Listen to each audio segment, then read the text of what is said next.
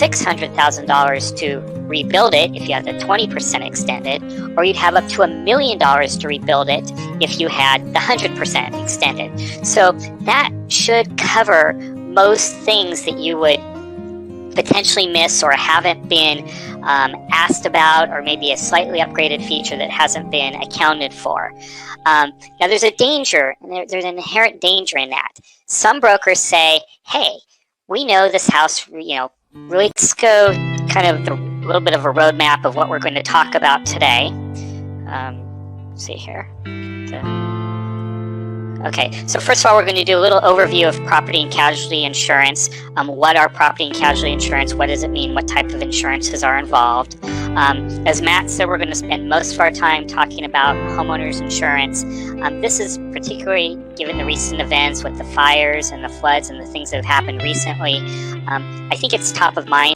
That's essentially how much towards a loss you might pay.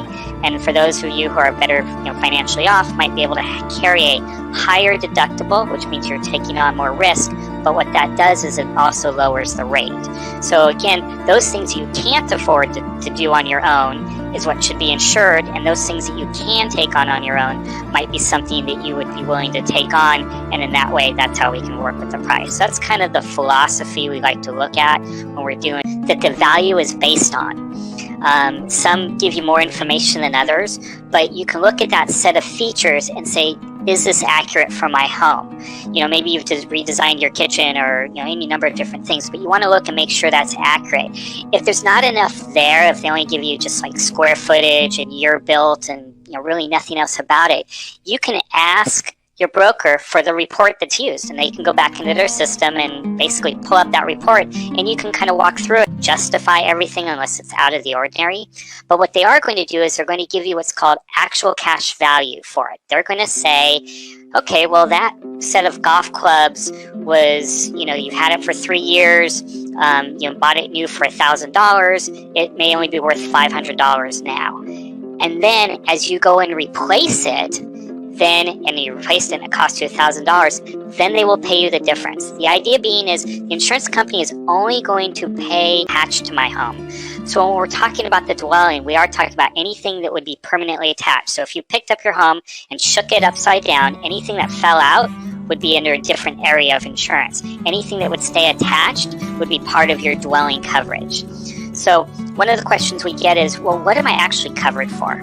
Well, most homeowner policies cover you for major things: the fire, smoke damage, vandalism.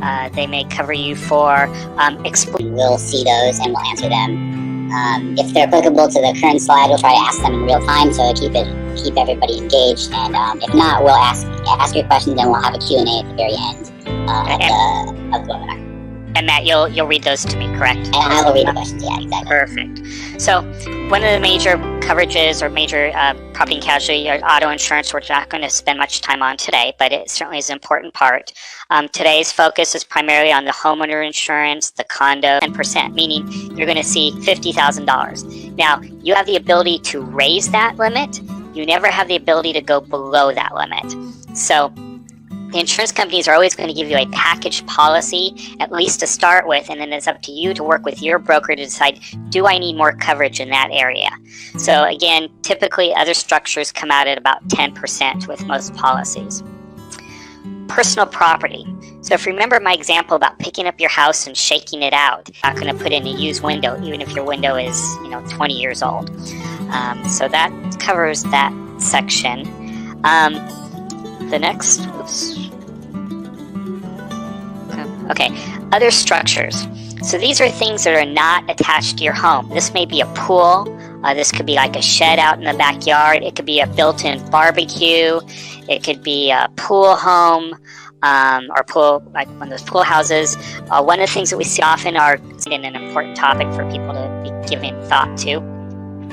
Some related insurance coverages. So we'll also be talking about condo insurance and insurance for landlords and the earthquake insurance and some of those things that may not pertain exactly to your primary home, but might also be important, especially if you have those kinds of properties as well.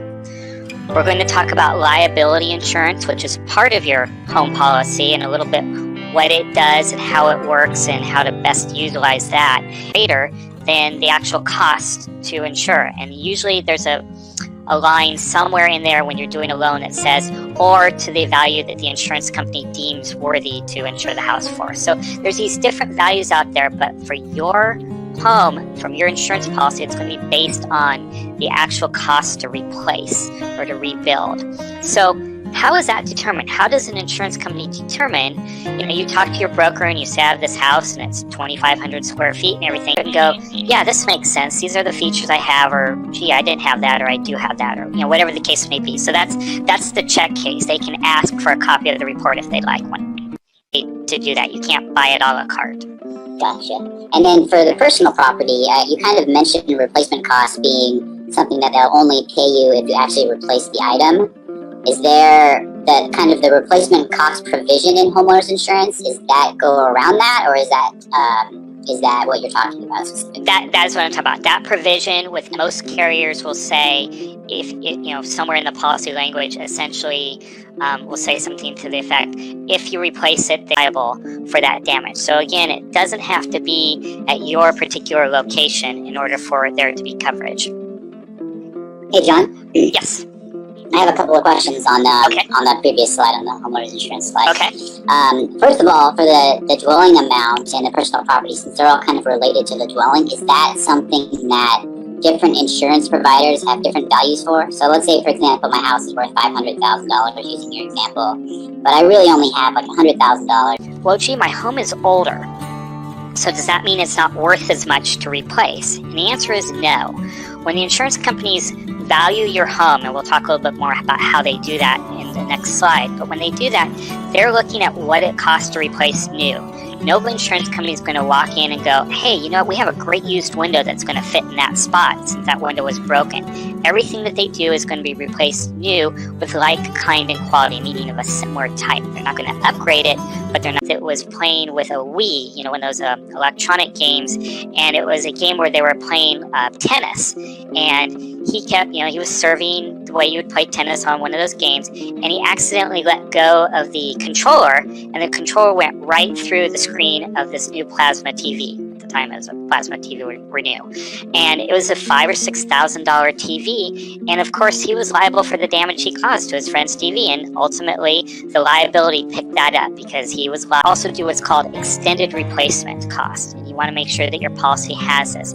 Extended replacement cost says, okay, they're going to insure your home for whatever amount shows on your policy, and again, I'll use the $500,000, and then they add a percentage over and above that. So that percentage is anywhere as low as 20% I've seen, all the way up to 100%, or I guess you could say 200%. It doubles the coverage, however you want to say it. So that $500,000 home, you would actually have up to ground, and they tripped and fell in it and broke their ankle.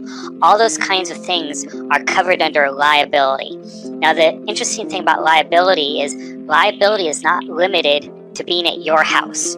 So, for example, you could be walking your dog, and your dog attacks somebody, the neighbor's dog, while you're down the block. You're still covered. Your liability follows you wherever you go.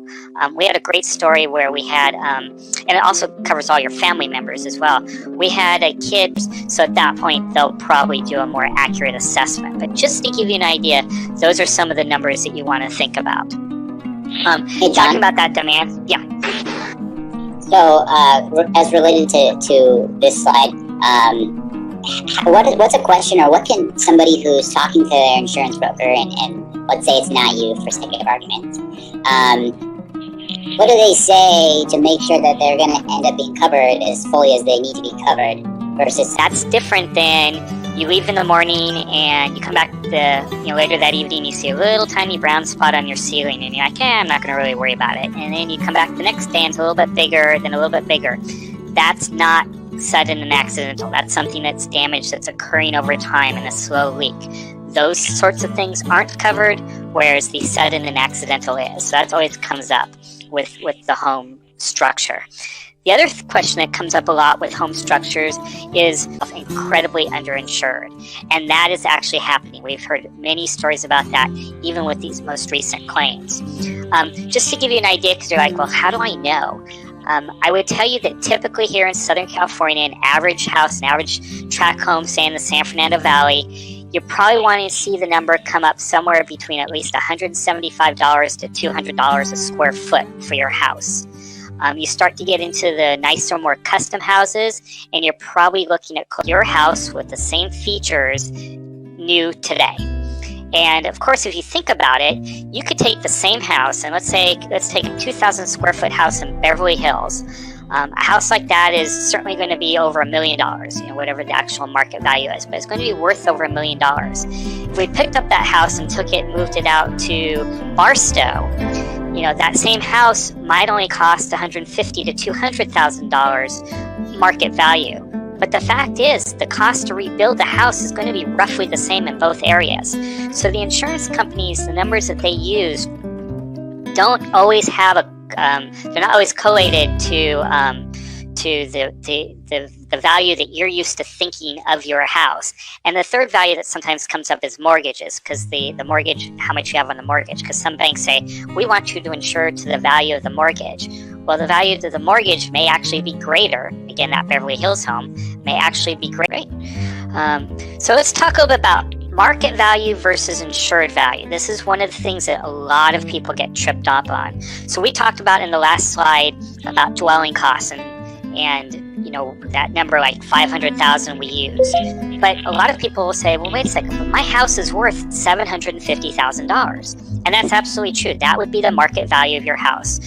The replacement costs, or the costs that the insurance companies use, are the cost it would take to rebuild. Now in Ventura County, is you have all these people who need contractors to fix their homes. So there's a demand for contractors. Well, what do you think the contractors are doing? They're, of course, raising their rates. Of course, they're also having to buy supplies and having to either go further for supplies or pay extra for their supplies because the supplies are in demand. So if you've tried to, I'll call it, cheat the system and not have proper coverage on the house and use the extended replacement to make up the difference, you could actually find yourself, and all of a sudden you get your quote back or proposal and there's this number there, and you're like, wow, how did they get to that number? Well, all insurance companies use a third-party program. Most of them use the same program, actually, that they put in certain information about your home. So if you go back and think about when you bought insurance for your home, you probably had people asking you questions about, how big is it? Is your kitchen been updated? What kind of flooring do you have? Do you have one air conditioner? The landlord, as we talked about that as well. We're going to talk a little bit about earthquake insurance, and we'll touch on flood insurance as well, especially, again, given what's happened recently. We're going to spend some time talking about insurance for valuable objects and valuable property. This is one of the most often overlooked sections that we come across when we're reviewing people's policies. We'll spend a little bit of time on the liability coverage, liability insurance, umbrella insurance, explosion, water losses. And I want to spend a few moments on water losses because this is one of the hardest things that people don't really get. So they do cover water losses, homeowner policies will, for your structure, meaning like damage to the wall or something like that. But they only cover it if you have what's called sudden and accidental. Those are the actual insurance terms that are used. And essentially that just means you leave your house in the morning, everything looks good, you come home after work and all of a sudden you're standing in 3 inches of water. That's sudden and accidental.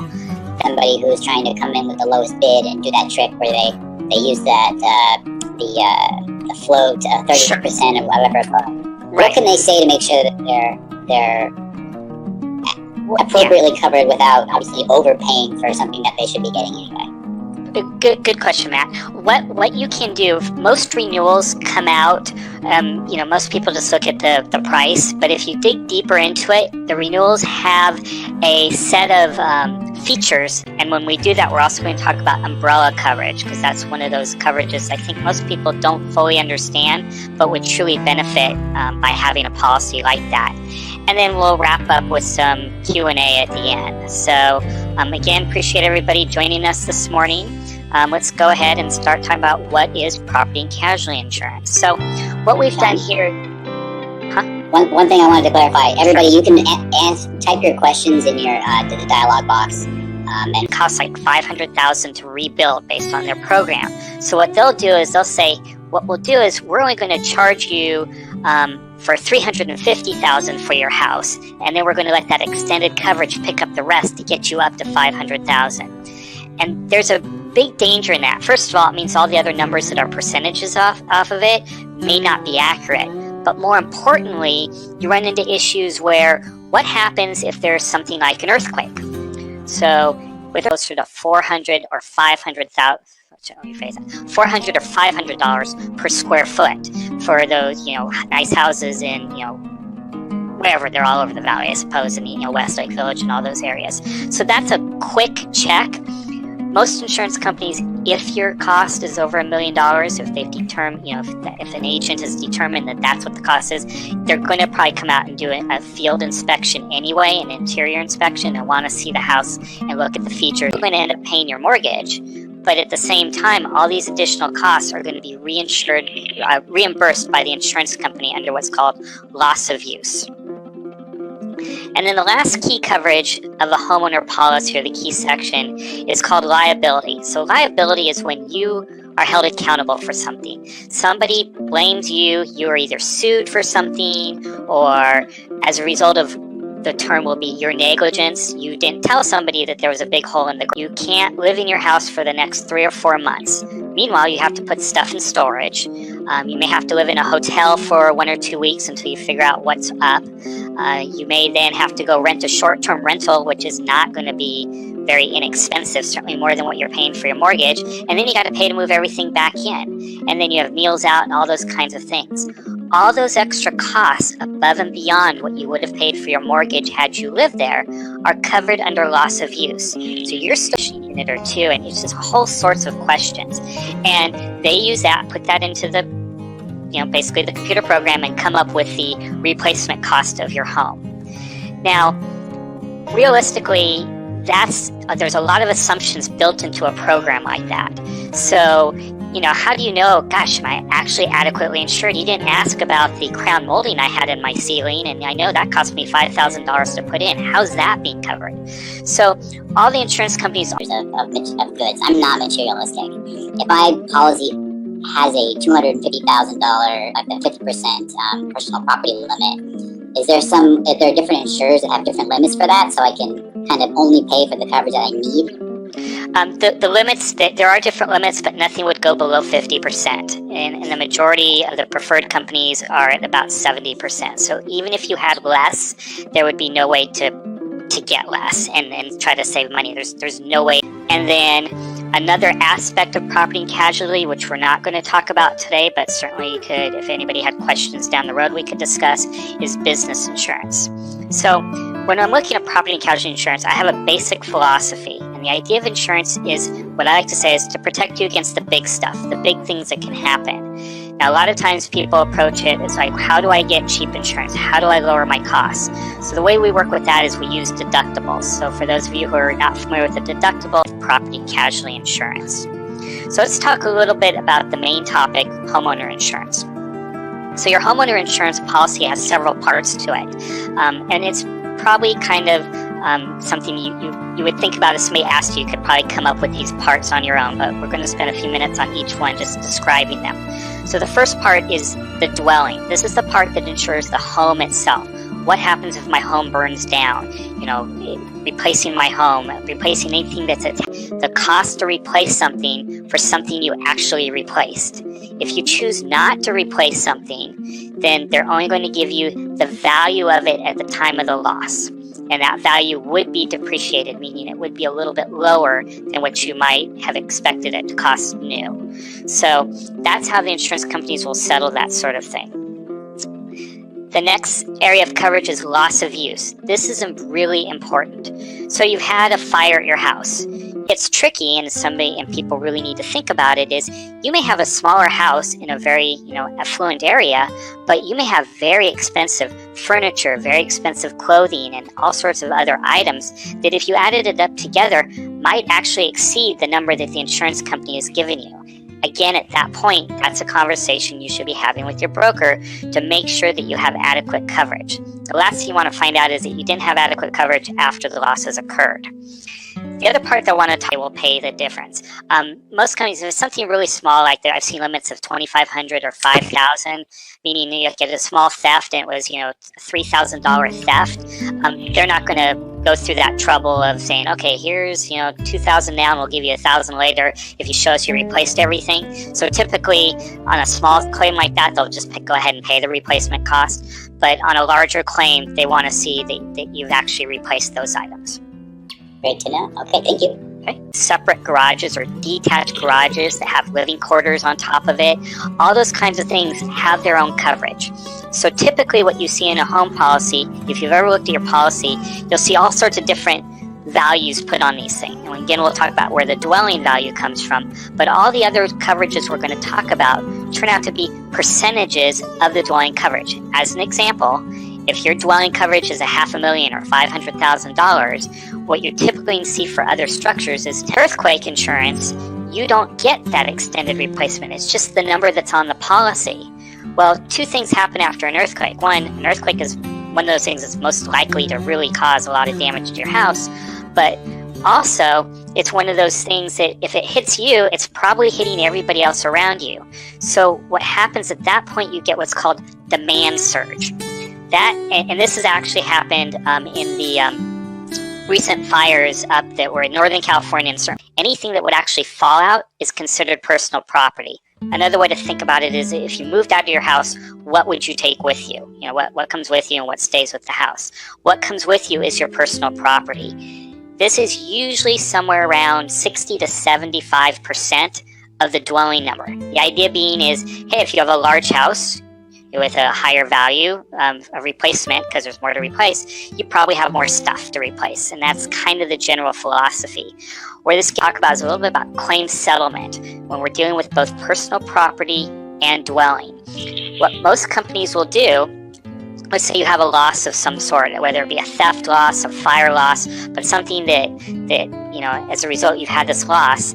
What most insurance companies will do is they'll get an inventory, they'll ask you for an inventory, and what you had. They're not going to ask for receipts typically. If there's a fire, they know you had a sofa. They know you had a dining room table. So typically you're not going to have to